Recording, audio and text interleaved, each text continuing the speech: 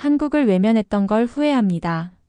저는 루마니아 국방부 정책실에 몸담고 있는 마르코 안드레아입니다. 전략과 외교 안보 분석을 담당하며 수많은 보고서를 써왔지만 이 사건만큼 제 신념과 감정을 뒤흔든 일은 없었습니다. 처음에 우리 정부는 한국의 제안을 정중히 거절했었습니다. 미국과 프랑스의 강한 외교 로비 속에 한국은 그저 신흥국으로 여겨졌죠. 하지만 6개월 후 국경에서 총성이 울리고 민간인 사상자가 발생한 그날, 제가 믿었던 모든 기준이 무너졌고 루마니아의 선택은 완전히 뒤바뀌었습니다. 과연 무슨 일이 있었던 걸까요? 잠깐만요. 이야기 시작 전에 구독과 좋아요 꼭 부탁드려요. 여러분의 작은 클릭이 더 많은 사람들에게 한국의 놀라운 이야기를 전하는 데 큰 힘이 됩니다. 자, 그럼 본격적으로 시작해 볼게요. 그 무렵이었습니다. 회의실 조명 아래에서 쌓여가는 분석 보고서들, 점점 커지는 외교 압박 속에서 머리가 지끈거릴 때 한국 대사관 측에서 비공식 면담 요청이 들어왔습니다. 제목은 단출했지만 의미심장했죠. 필요하다면 한국의 기술 협력을 검토해보겠다. 처음엔 솔직히 반신반의했습니다. 한국이 기술 강국이라는 점은 잘 알고 있었지만 방위산업 분야에서 그들의 실전 경험이 부족한 신흥국으로 보는 시각은 루마니아 내부에도 만연해 있었거든요. 저 역시 그런 고정관념에서 자유롭지 못했습니다. 면담은 대사관 근처의 조용한 외교 회의실에서 이뤄졌습니다. 회의실에는 나와 2명의 참모, 그리고 한국 방산업체 간부가 자리를 함께 했습니다. 그는 40대 후반쯤 되어 보였고 굉장히 침착하면서도 진지한 태도를 가지고 있었어요. 첫인상부터 남달랐습니다. 화려한 말보다는 차분한 설명으로 마치 정말 도움을 주고 싶다는 진심이 느껴졌죠. 그가 노트북을 열고 보여준 것은 단순한 마케팅 영상이 아니었습니다. 실제 실전 상황에서의 드론 요격 영상이었습니다. 영상 속에서 한국의 AI 기반 자동 방공 시스템은 침입 드론을 1.3초 만에 식별하고 3초 안에 목표물을 요격하는 장면을 보여주었죠. 그것도 단 한 발로. 조작자는 단지 시작 버튼을 눌렀을 뿐이었습니다. 나머지는 AI가 실시간으로 위협을 분석하고 요격 루트를 계산해 자동 대응한 결과였어요. 제 옆에 앉아있던 군정보 참모가 자리에서 몸을 일으킬 정도였습니다. 그 기술력은 단순히 빠르고 정밀하다는 차원을 넘어서 사람이 개입하지 않아도 되는 전장을 실현하고 있었거든요. 저도 순간 입을 다물 수 없었습니다. 이게 정말 가능할까? 라는 말이 저도 모르게 튀어나왔습니다.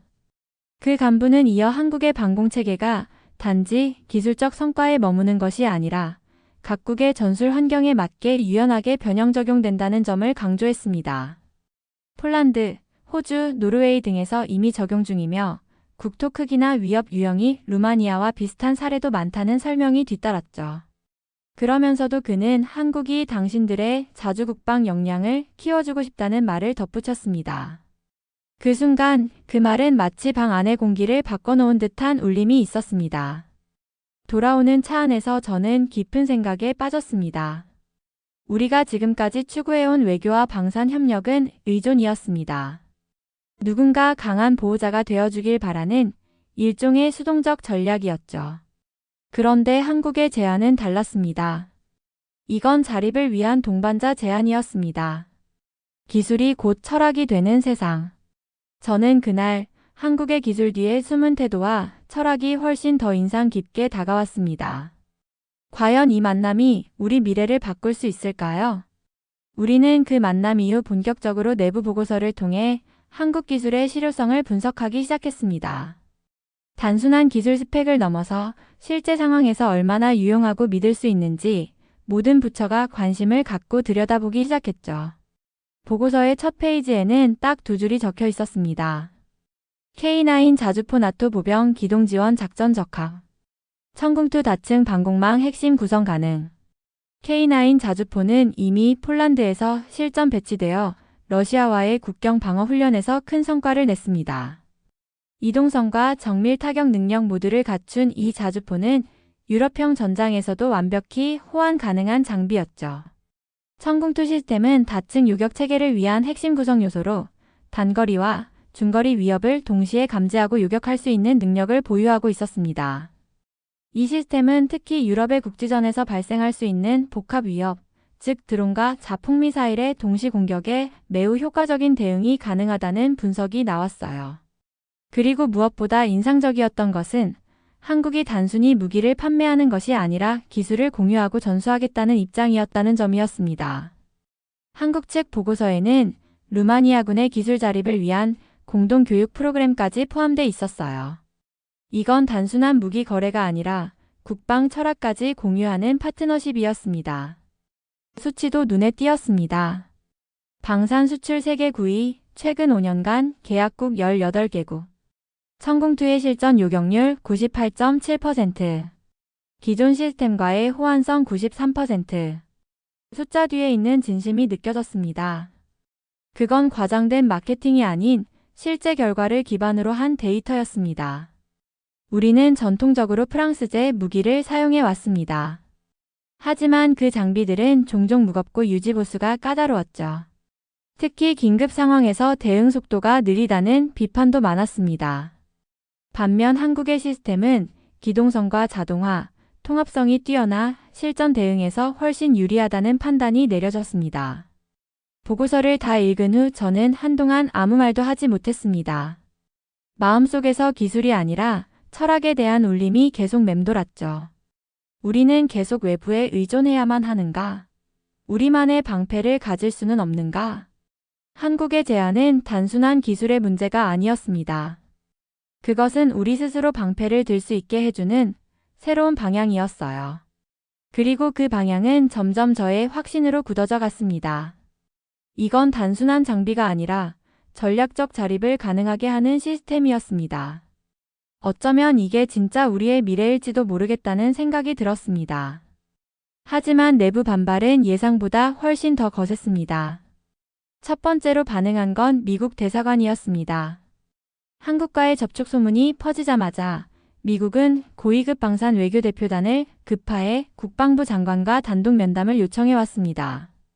면담 자리에서는 최신 미사일 방어 시스템을 무상으로 임시 배치하겠다는 제안까지 나왔습니다. 우리는 언제나 루마니아와 함께 해왔습니다. 라는 문장이 반복되었지만 그 말 속에는 우리를 선택하라는 강한 압박이 느껴졌죠. 며칠 뒤 프랑스 외교부 장관이 루마니아를 공식 방문했습니다. 그는 문화교류와 재정지원 패키지까지 내세웠습니다. 미사일 시스템만이 아니라 유럽연합 내 기술 협력 확대, 방산연합 연구소 설립 등 복합적인 패키지였습니다. 프랑스는 늘 정통 유럽의 파트너였고 외무부 관료들의 절대 다수는 프랑스어 교육을 받았던 인맥들이었습니다. 그만큼 그들의 입김은 강했고 제가 준비한 한국 협력 보고서는 회의 테이블에 올라가기도 전에 선입견에 부딪혔습니다. 국방부 장관은 미국제를 고집했습니다. 우리가 이미 오랫동안 의존해온 시스템이다. 검증된 관계를 유지하는 것이 더 안정적이다. 외무부는 프랑스의 문화적 경제적 영향력을 이유로 한국 제안을 외면하려 했죠.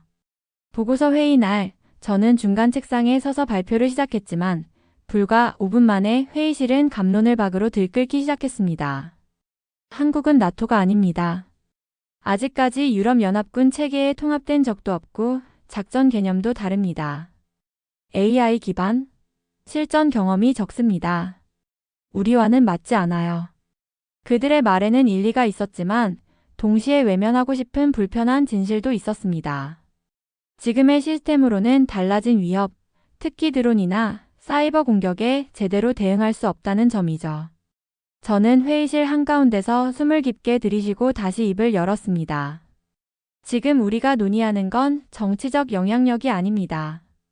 국민의 생명과 안전입니다. 순간 회의실이 조용해졌습니다. 이어서 저는 한국이 제공할 수 있는 기술뿐 아니라 우리가 그 안에서 얻을 수 있는 자립의 기회에 대해 말했습니다. 전투기보다 중요한 것은 우리가 어떤 철학으로 안보를 바라보는가였습니다. 보호받는 나라에서 스스로 지키는 나라로 나아가는 전환점이 될 수 있다는 점을 강조했죠. 하지만 여전히 반대는 거셌습니다. 외교안보 자문단 중 한 명은 제게 왜 굳이 새로운 실험을 하려 하느냐고 물었습니다. 저는 조용히 답했습니다. 이건 실험이 아니라 생존입니다. 그날 회의가 끝났을 때 저는 고개를 떨군 채 문을 나섰습니다. 동의해준 사람은 손에 꼽힐 정도였지만 이상하게도 저는 포기하고 싶지 않았습니다. 어쩌면 처음으로 제 스스로 확신이라는 걸 느꼈기 때문일지도 모릅니다. 이건 정치가 아닌 진심이었습니다. 과연 내가 이들을 설득할 수 있을까요? 결국 저는 공식 라인이 아닌 비공식 루트를 통해 제한적인 시범 적용 허가를 끌어냈습니다. 명목상은 기술 테스트였지만 실상은 마지막 희망을 건 실전 배치였죠. 저는 국경 초소 3곳을 지정했습니다.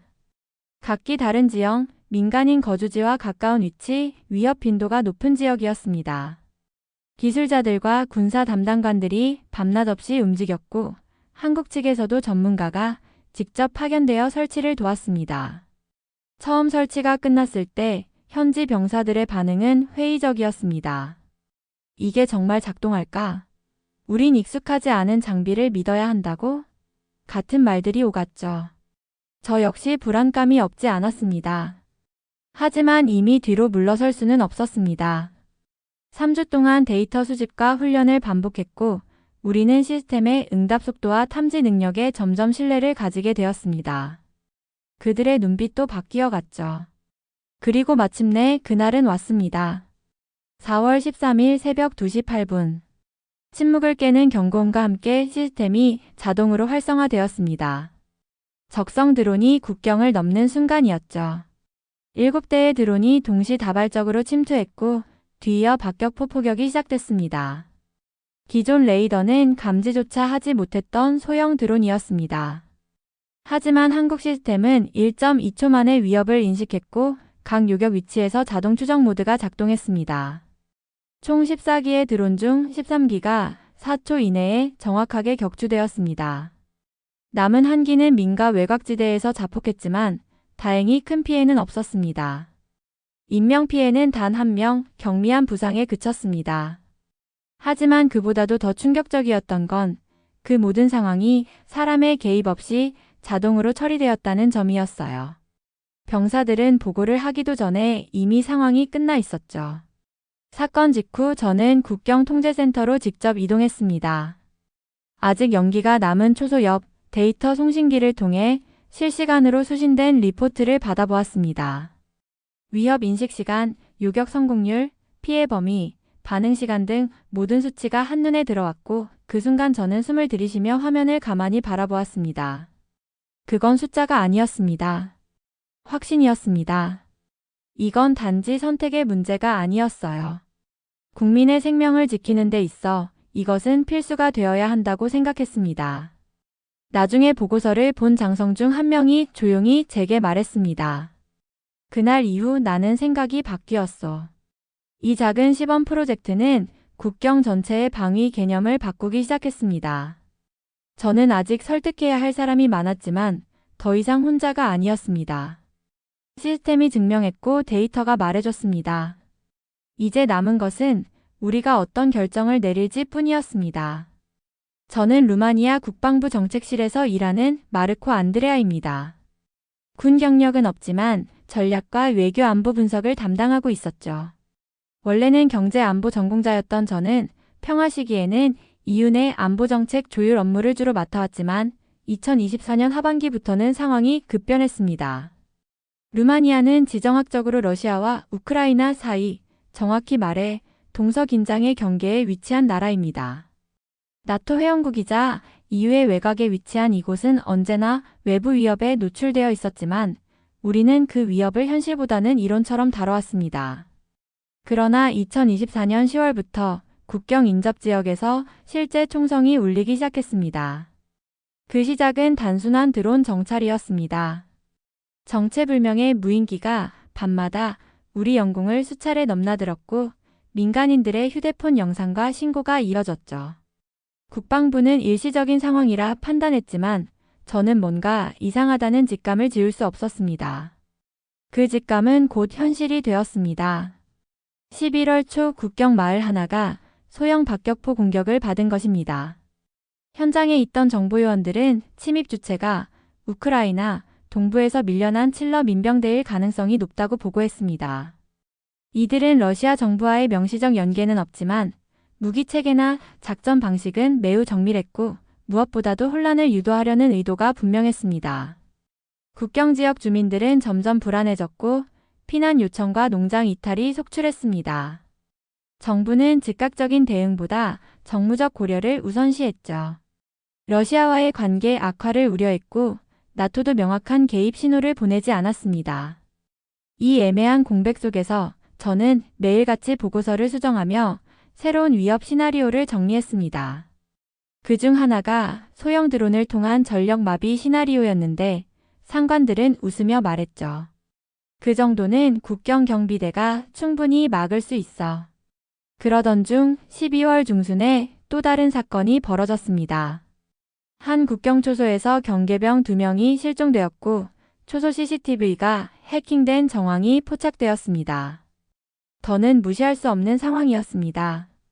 그러나 기존의 방어 시스템은 노후화되어 있었고 대응 매뉴얼은 과거의 대규모 침공을 상정한 것이었죠. 우리는 새로운 위협에 대한 새로운 대응을 찾지 않으면 안 되는 상황에 직면한 것입니다. 이때부터 저는 기존의 동맹 구조만을 바라보는 시각에서 벗어나 다른 가능성을 모색하기 시작했습니다.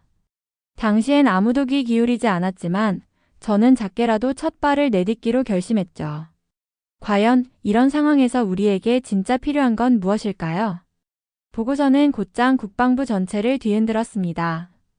실전 요격 성공률 92.8%, 인명피해 최소화, 자율 작동 성공이라는 세 줄의 요약만으로도 충분했죠. 내부 회의에서는 그간 반대하던 일부 인사들조차 입을 다물었고 보고서는 대통령 안보실로 신속히 전달되었습니다. 그 순간부터 상황은 급변하기 시작했습니다. 한국 방산업체 간부는 정식으로 초청을 받아 루마니아 청사 내 고위급 회의에 참석했습니다. 대통령 안보보좌관, 국방장관, 합참의장, 외무차관까지 참석한 이 회의는 이례적으로 언론 비공개로 진행됐고 회의가 끝난 후 발표된 내용은 명확했습니다. 루마니아는 한국과의 방산 협력을 전략적 파트너십으로 격상한다. 그 순간을 저는 지금도 또렷이 기억합니다. 회의가 끝난 직후 한국 측 간부는 조용히 내게 웃으며 말했습니다. 처음엔 우리를 믿지 않으셨죠? 저는 고개를 끄덕이며 웃었습니다. 이제는 우리가 배워야 할 입장입니다. 유럽 주요 언론들도 즉각 반응했습니다. 독일 디사와 영국의 N방송은 조용한 기술이 거인을 이겼다. 한국형 전략이 유럽 안보 지형을 흔들다라는 헤드라인을 실었습니다. 나토 내부 문서에서도 동맹 내 기술 다변화의 대표 사례로 한국이 처음 명시되었고 다른 동유럽 국가에서도 관심이 쏟아졌습니다. 프랑스는 한동안 침묵을 지켰습니다. 무기 공급 계약 일부가 자동 보류되었고 프랑스 대표단은 예정된 루마니아 문화교류 일정을 전격 취소했습니다. 미국은 이유 조건을 일부 완화하며 한국 시스템과의 혼합 운영 방안을 제안했지만 우리의 입장은 달라져 있었습니다. 우리는 더 이상 누구의 그림자 아래 있지 않습니다. 이 결정은 단지 하나의 무기체계 도입을 의미하지 않았습니다. 이는 루마니아 국방 철학의 전환점이자 우리가 외교 안보 전략에서 스스로를 주체로 정의한 상징적 선언이었습니다. 그 후 3개월간 한국 시스템은 총 7개 초소에 추가 배치되었고 훈련 프로그램에는 루마니아 청년 장교들이 포함되었습니다. 이들은 서울과 대전의 방산연구소에서 직접 기술을 배우고 돌아왔고 한국어로 된 매뉴얼을 자신 있게 읽는 모습을 보며 저는 묘한 감정을 느꼈습니다. 우리가 기술을 받아들이는 것이 아니라 태도를 배운 것이다.